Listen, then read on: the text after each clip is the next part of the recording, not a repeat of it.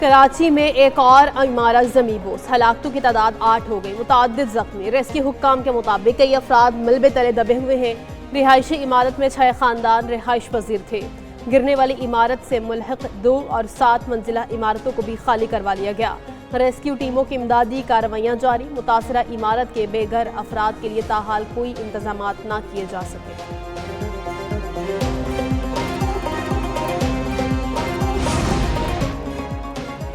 عمارت کو مخدوش قرار دیا گیا تھا۔ لیاری میں عمارت گرنے کے واقعے کی اہم دستاویزات ایک نیوز کو موصول۔ سندھ بلڈنگ کنٹرول اتھارٹی نے عمارت خالی کرنے کے لیے 2 سال میں 3 نوٹسز جاری کیے، لیکن عمارت خالی نہ ہو سکی۔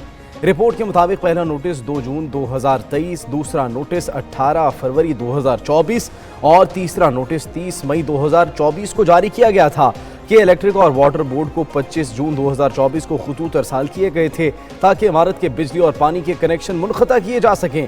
کراچی میں مخدوش عمارتوں سے مزید حادثات کا خطرہ۔ لیاری میں 107 رہائش کے لیے خطرناک قرار دی گئی عمارتیں موجود۔ اہل علاقہ لیاری میں عمارت گرنے پر غم سے نڈھال، حکمرانوں پر بھی پھٹ پڑے۔ کہتے ہیں انتظامیہ کی جانب سے کوئی حفاظتی اقدامات نہیں کیے گئے تھے، کسی کو بلڈنگ خالی کرنے کا نوٹس نہیں ملا۔ اگر حکومتی ادارے اپنا کام نیک نیتی سے کرے تو قیمتی جانیں بچائی جا سکتی ہیں۔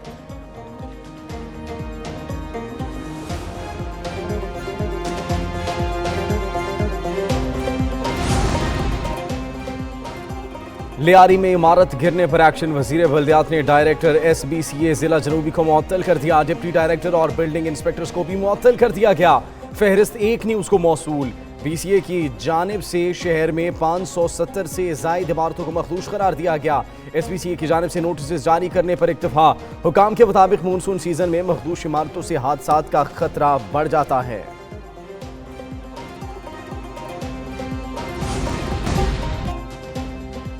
وزیر اعظم شہباز شریف کی ترکیہ کے صدر رجب طیب اردوان سے ملاقات۔ عالمی اور علاقائی پیش رفت پر تبادلہ خیال۔ مختلف شعبوں میں تعاون کو مزید مضبوط کرنے کی اہمیت پر زور۔ شہباز شریف کی ایرانی صدر مسعود پزشکیان سے بھی ملاقات۔ دو طرفہ تعلقات، اسرائیلی حملے سمیت دیگر امور پر تبادلہ خیال۔ شہباز شریف آذربائیجان کے صدر الہام علیوف سے بھی ملے۔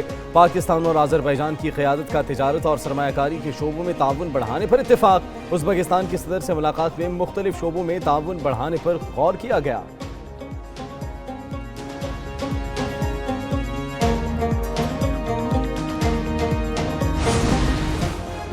پاک پتن میں 20 بچوں کی ہلاکت۔ مریم نواز کے حکم پر MS اور CEO ہیلتھ گرفتار۔ ڈپٹی کمشنر پاک پتن کو بھی چارج چھوڑنے کا حکم۔ وزیر اعلیٰ پنجاب کا DHQ اسپتال پاک پتن کا دورہ۔ مریضوں اور اہل خانہ نے ہسپتال میں شکایات کے انبار لگا دیے۔ پرائیویٹ لیب سے ملی بھگت کرنے پر 3 لیب ٹیکنیشین فارغ، 3 پرائیویٹ لیب بھی سیل۔ وزیر اعلیٰ مریم نواز شریف کا ہسپتال کے اکوپمنٹ آڈٹ کا حکم۔ صدر مملکت آصف زرداری کا بھارتی حمایت یافتہ 30 خارج ہلاک کرنے پر سیکیورٹی فورسز کو خراج تحسین۔ فتنہ الخارج کے 30 دہشت گردوں کو قلع قمع کرنے پر سیکیورٹی فورسز کی بہادری کو سراہا۔ کہا دہشت گردی کے خاتمے تک سیکیورٹی فورسز کی کارروائیاں جاری رہیں گی۔ وزیر اعظم شہباز شریف کا خوارزی دہشت گردوں کو ہلاک کرنے پر سیکیورٹی فورسز کی ستائش۔ کہتے ہیں پاکستان کی بہادر افواج ملک کی حفاظت کے لیے سیسا پلائی ہوئی دیوار کی طرح کھڑی ہے، ملک سے ہر قسم کی دہشت گردی کے مکمل خاتمے کے لیے پرعزم ہے۔ پنجاب اسمبلی میں ہنگامہ آرائی اور گالم گلوچ ناقابل برداشت ہے۔ ملک احمد خان نے مذکورہ ارکان کے خلاف ریفرنس بھیجا ہے۔ اسپیکر پنجاب اسمبلی کا ریفرنس پارلیمان کی حرمت کی طرف پہلا قدم ہے۔ وزیر مملکت طلال چودھری کہتے ہیں اسمبلیوں کو گالم گلوچ کا اکھاڑا بنایا جا رہا ہے۔ دستور گالم گلوچ اور گریبان پکڑنے کی اجازت نہیں دیتا۔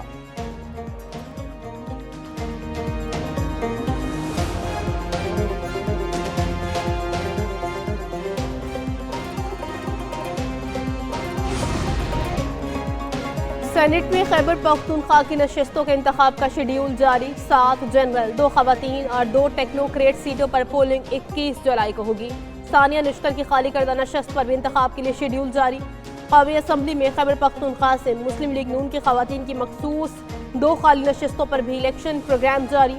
پبلک نوٹس 8 جولائی 2025 کو ریٹرننگ آفیسر جاری کرے گا۔ لاہور کے علاقے جوہر ٹاؤن میں شیر کا شہریوں پر حملہ، شیر کے مالک سمیت 2 افراد پر مقدمہ درج، مقدمہ زخمی ہونے والے بچوں کے والد کی مدعیت میں درج کیا گیا، اقدام قتل سمیت دیگر دفعات شامل۔ گزشتہ روز شیر نے شہریوں پر حملہ کر کے 3 افراد کو زخمی کر دیا تھا۔ پولیس کے مطابق فارم ہاؤس میں رکھے ہوئے شیر کا جنگلہ کھلا رہ گیا تھا۔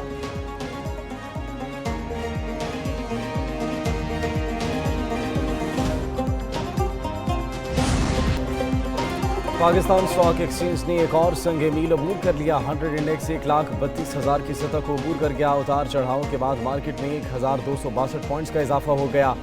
مارکیٹ 1,31,949 پوائنٹس پر بند ہوئی۔ صرافہ مارکیٹ میں سونے کی قیمت میں 1,500 روپے کا اضافہ، فی تولہ سونا 3,55,500 روپے کا ہو گیا۔ کرنسی مارکیٹ میں ڈالر 11 پیسے مہنگا، امریکی ڈالر 283 روپے 97 پیسے کا ہو گیا۔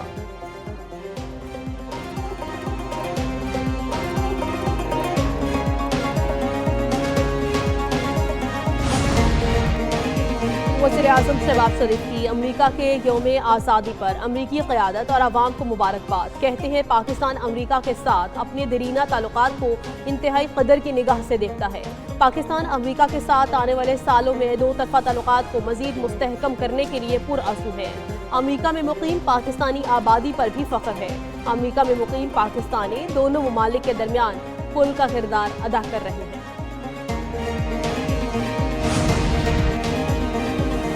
ایران و عراق جانے والے زائرین کے ایشوز کے حل کے لیے قائم خصوصی ٹاسک فورس کا اجلاس، زائرین کی سہولت و سیکیورٹی کے لیے اہم فیصلے۔ ایران کے لیے ہفتہ وار پروازوں کی تعداد 6 سے بڑھا کر 15 کر دی گئی، اربعین پر عراق کے لیے 107 خصوصی پروازوں کا انتظام کیا گیا ہے۔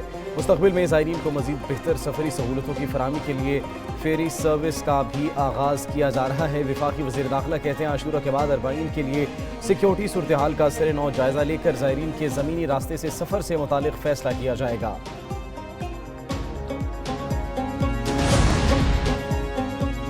محرم الحرام میں امن و امان کی صورتحال برقرار رکھنے کے لیے لاہور میں پولیس کا فلیگ مارچ کا مقصد عوام الناس میں احساس سے تحفظ پیدا کرنا اور سیکیورٹی انتظامات کو یقینی بنانا ہے۔ پولیس حکام کا کہنا ہے کہ محرم الحرام میں امن و امان کی صورتحال کو برقرار رکھا جائے گا۔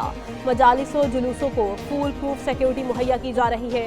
عوام الناس کے جان و مال کی حفاظت کے لیے ہم وقت موجود ہیں۔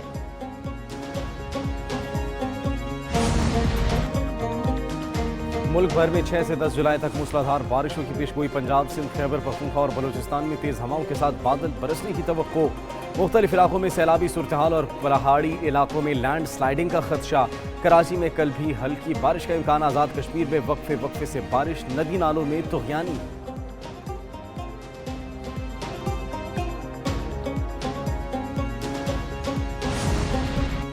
گلگت بلتستان اور خیبر پختونخوا میں گلیشیئر پھٹنے کے خطرات میں اضافے کا خطرہ، محکمہ موسمیات نے الرٹ جاری کر دیا۔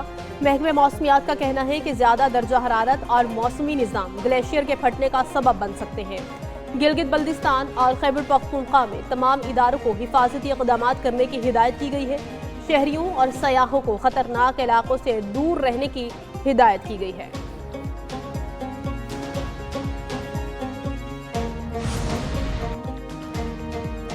Balochistan youth empowerment and engagement initiative کی اسناد تقسیم کی تقریب کوئٹہ میں منعقد کی گئی۔ تقریب کے مہمان خصوصی وزیر اعلیٰ بلوچستان سرفراز بگٹی تھے۔ وزیر اعلیٰ نے طلباء و طالبات کو ہنر مندی اور جدت پر مبنی تربیت مکمل کرنے پر اعزازات سے نوازا۔ نمایاں کارکردگی دکھانے والے 46 طلباء میں لیپ ٹاپس بھی تقسیم کیے گئے، جبکہ تربیت حاصل کرنے والوں کو سرٹیفکیشن سے نوازا گیا۔